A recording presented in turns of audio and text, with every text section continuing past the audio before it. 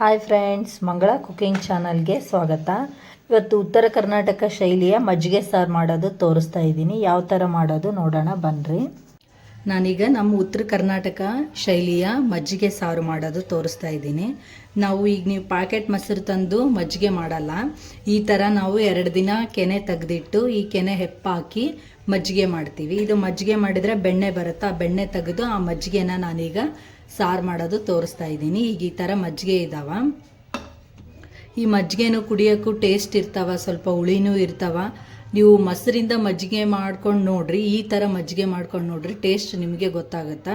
ಇದು ತುಂಬಾ ಚೆನ್ನಾಗಿರುತ್ತೆ. ಆಮೇಲೆ ಇದು ದೇಹಕ್ಕೆ ಭಾಳ ತಂಪು ಕೊಡುತ್ತೆ. ಯಾವುದೇ ಥರದ ಜಿಡ್ಡಿನ ಅಂಶನೂ ಇರಲ್ಲ ಈ ಥರ ಮಜ್ಜಿಗೆಯಲ್ಲಿ. ಯಾಕಂದರೆ ನಾವು ಮಜ್ಜಿಗೆ ಮಾಡಿ ಬೆಣ್ಣೆ ತೆಗೆದಿರೋದ್ರಿಂದ ಯಾವುದೇ ಜಿಡ್ಡಿನ ಅಂಶ ಇರಲ್ಲ ಈ ಥರ ಮಜ್ಜಿಗೆಯಲ್ಲಿ. ನಾನು ಈ ಥರ ಮಜ್ಜಿಗೆಯಲ್ಲಿ ಯಾವ ಥರ ಮಜ್ಜಿಗೆ ಸಾರು ಮಾಡೋದು ತೋರಿಸ್ತಾ ಇದ್ದೀನಿ. ಈಗ ಒಂದು ಮಿಕ್ಸಿ ಜಾರ್ ತೊಗೊಳ್ರಿ. ಈ ಮಿಕ್ಸಿ ಜಾರಿಗೆ ನಾನು ಒಂದು 2ರಿಂದ 3 ಸ್ಪೂನಷ್ಟು ಶೇಂಗಾ ಬೀಜನ ನಾನು ಹುರಿದು ಹಾಕ್ತೀನಿ. ಈಗ ಇವು 3 ಸ್ಪೂನ್ ಇದ್ದಾವೆ, 3 ಸ್ಪೂನ್ ಹಾಕ್ತೀನಿ. ನಿಮಗೆ ಖಾರ ಎಷ್ಟು ಬೇಕೋ ಅಷ್ಟು ನೋಡಿಕೊಂಡು ಹಸಿಮೆಣ್ಸಿನ್ಕಾಯಿ ಹಾಕ್ರಿ. ನಾನೀಗೊಂದು 2ರಿಂದ 3 ಮೆಣಸಿನ್ಕಾಯಿ ಹಾಕ್ತೀನಿ. ಈಗೊಂದು 4ರಿಂದ 5ರಷ್ಟು ಬೆಳ್ಳುಳ್ಳಿ ಹಾಕ್ತೀನಿ. ಒಂದು ಸ್ವಲ್ಪ ಅಲ್ಲ ಹಾಕ್ತೀನಿ, ಮತ್ತು ನಾನು ಜೀರಿಗೆ ಹಾಕ್ತೀನಿ. ಈಗ ನಾನೊಂದು 1/4 ಸ್ಪೂನಷ್ಟು ಜೀರಿಗೆ ಹಾಕ್ತೀನಿ. ಈಗ 1 ಇಂಚಷ್ಟು ಅಲ್ಲ ಹಾಕಿದ್ದೀನಿ. ಸ್ವಲ್ಪ ರುಚಿಗೆ ತಕ್ಕಷ್ಟು ಉಪ್ಪು ಹಾಕೋಣ. ನಾನೀಗ ಒಂದಿಷ್ಟು ಉಪ್ಪು ಹಾಕ್ತೀನಿ. ನಿಮ್ಗೆ ಎಷ್ಟು ಉಪ್ಪು ಬೇಕೋ ಅಷ್ಟು ನೋಡಿಕೊಂಡು ಹಾಕ್ಕೊಳ್ರಿ. ನಾನೀಗ ಒಂದಿಷ್ಟು ಹಾಕ್ತೀನಿ.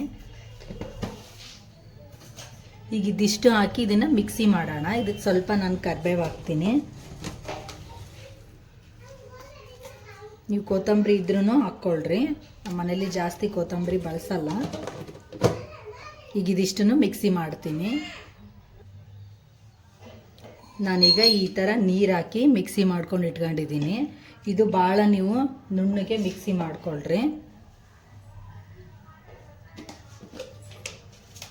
ಈ ಥರ ನೀವು ಚಟ್ನಿ ಥರ ನೀವು ಪೇಸ್ಟ್ ಆಗಲಿ ಇದು ಎಲ್ಲ ಪೂರ್ತಿಯಾಗಿ ನೀರು ಹಾಕಿ ರುಬ್ಕೊಳ್ರಿ.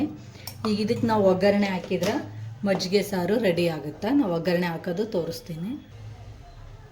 ಈಗ ಈ ಥರ ಒಂದು ಸಾರಿನಿಡ ಚಮಚೆ ತೊಗೊಳ್ರಿ. ಈಗ ಇದರಲ್ಲಿ ಎಣ್ಣೆ ಹಾಕ್ರಿ. ನೀವೊಂದು 2 ಸ್ಪೂನಷ್ಟು ಎಣ್ಣೆ ಹಾಕಿದರೆ ಸಾಕು. ಈಗ ಇದಕ್ಕೆ ಸ್ವಲ್ಪ ನಾವು ಜೀರಿಗೆ ಸಾಸಿವೆ ಹಾಕೋಣ. ಸ್ವಲ್ಪ ಸಾಸಿವೆ,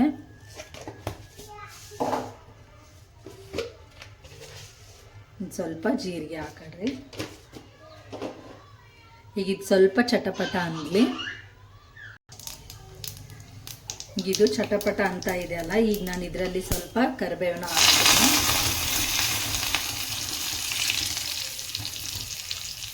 ಈಗ ನಾನು ಸ್ವಲ್ಪ ಒಣಮೆಣಸಿನ್ಕಾಯಿನೂ ಹಾಕ್ತೀನಿ.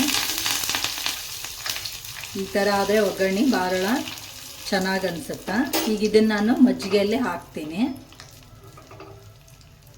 ಈಗ ಇದು ಮಜ್ಜಿಗೆಯಲ್ಲಿ ಈ ಥರ ಹಾಕ್ರಿ, ಒಗ್ಗರಣೆನೂ ಚೆನ್ನಾಗಿ ಅನಿಸುತ್ತೆ.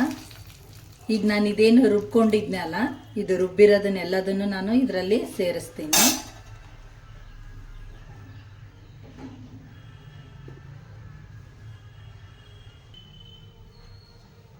ಈ ಥರ ಈಗ ನಾನು ರುಬ್ಬಿರೋದನ್ನು ಅಷ್ಟು ಇದರಲ್ಲಿ ಕಲಿಸ್ತೀನಿ. ಇದಕ್ಕೆ ಸ್ವಲ್ಪ ನೀವು ನೀರು ತೊಳೆದನ್ನು ಹಾಕ್ಕೊಳ್ರಿ. ನಿಮಗೆ ಮಜ್ಜಿಗೆ ಭಾಳ ಈ ಥರ ನೀವು ಕೆನೆ ತೆಗೆದು ಹೆಪ್ಪಾಕಿರೋ ಮಜ್ಜಿಗೆ ಏನಾದರೂ ಭಾಳ ಹುಳಿ ಅನಿಸಿದರೆ ನೀವು ಒಂದು ಅರ್ಧ ಕಪ್ಪಷ್ಟು ಹಾಲು ಆದ್ರೂ ಹಾಕ್ಕೊಳ್ರಿ, ನಡೆಯುತ್ತಾ. ಹುಳಿ ಇದ್ದರೆ ನನಗೀಗ ಮಜ್ಜಿಗೆ ಹುಳಿ ಇಲ್ಲ, ನಾನು ಹಾಲು ಹಾಕ್ತಾಯಿಲ್ಲ. ಈ ಥರ ನೀವು ಮಜ್ಜಿಗೆ ಸಾರು ಮಾಡಿಕೊಂಡ್ರೆ ನೀವು ಅನ್ನದ ಜೊತೆ ಊಟ ಮಾಡೋಕೆ ಭಾಳ ಚೆನ್ನಾಗಿರುತ್ತೆ. ಈಗ ಪ್ರತಿದಿನ ನೀವು ಸಾರೆಲ್ಲ ಊಟ ಮಾಡಿ ಬೇಜಾರಾಗಿರುತ್ತಲ್ಲ, ಈ ಥರ ಮಾಡ್ಕೊಳ್ರಿ. ಮಜ್ಜಿಗೆ ಸಾರು ಭಾಳ ಟೇಸ್ಟಿಯಾಗಿರುತ್ತೆ. ಈ ವಿಡಿಯೋ ನಿಮ್ಗೆ ಇಷ್ಟ ಆದರೆ ಲೈಕ್ ಮಾಡಿರಿ, ಶೇರ್ ಮಾಡಿರಿ, ಸಬ್ಸ್ಕ್ರೈಬ್ ಆಗಿರಿ. ಮತ್ತು ಮುಂದಿನ ವಿಡಿಯೋದಲ್ಲಿ ಭೇಟಿಯಾಗೋಣ. ಧನ್ಯವಾದಗಳು.